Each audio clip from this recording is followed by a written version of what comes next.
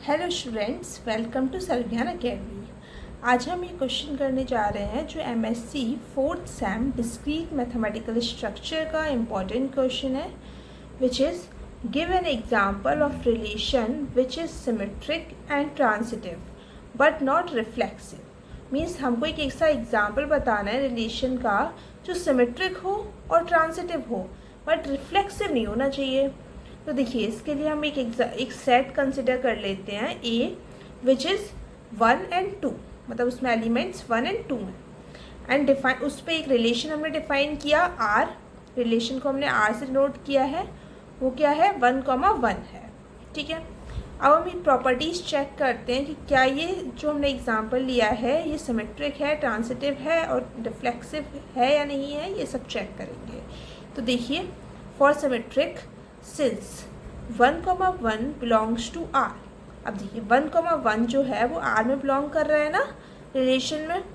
It's reverse 1,1 is also in are.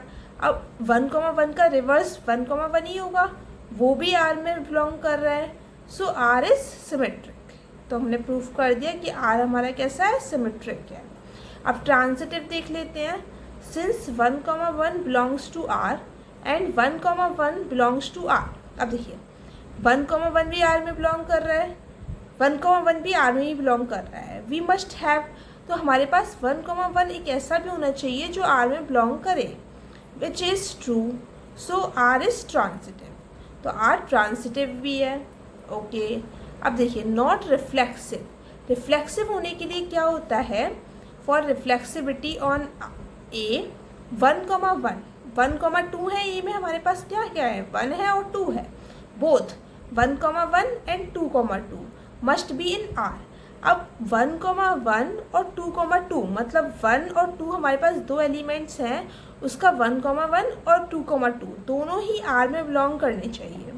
अब हमें पता है कि आर में 1,1 तो है, ठीक है, बट 2,2 तो नहीं है, but 2,2 not belongs to are.